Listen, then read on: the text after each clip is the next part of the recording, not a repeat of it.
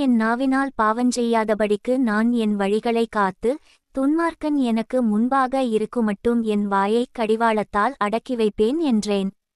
2 நான் மவுனமாகி ஊமையனாயிருந்தேன், நலமானதையும் பேசாமல் அமர்ந்திருந்தேன், ஆனாலும் என் துக்கம் அதிகரித்தது.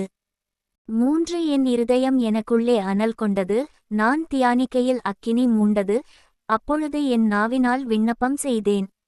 4 கர்த்தாவே, நான் எவ்வளவாய் நிலையற்றவன் என்று உணரும்படி என் முடிவையும் என் நாட்களின் அளவு இவ்வளவு என்பதையும் எனக்குத் தெரிவியும். 5 இதோ என் நாட்களை 4 விரற்கடையளவாக்கினீர், என் ஆயுசு உமது பார்வைக்கு இல்லாதது போலிருக்கிறது, எந்த மனுஷனும் மாயையே என்பது நிச்சயம். சேலா.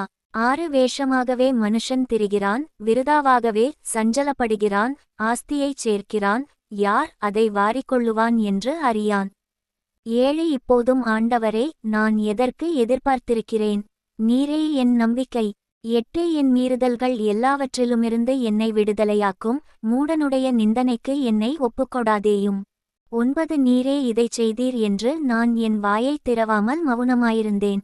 10 என்னிலிருந்து உம்முடைய வாதையை எடுத்துப்போடும், உமது கரத்தின் அடிகளால் நான் சோர்ந்து போனேன். 11 அக்கிரமத்தினிமித்தம் நீர் மனுஷனை கடிந்துகொண்டு தண்டிக்கிறபோது, அவன் வடிவை பொட்டரிப்பைப் போல் அழிய பண்ணுகிறீர், நிச்சயமாக எந்த மனுஷனும் மாயையே. சேலா. 12 கர்த்தாவே, என் ஜெபத்தைக் கேட்டு என் கூப்பிடுதலுக்குச் செவிகொடும், என் கண்ணீருக்கு மவுனமாயிராதேயும், என் பிதாக்களெல்லாரையும் போல நானும் உமக்கு முன்பாக அந்நியனும் பரதேசியுமாயிருக்கிறேன். 13 நான் இனி இராமற்போகு முன்னே தேறுதலடையும்படி என்னிடத்தில் பொறுமையாயிரும்.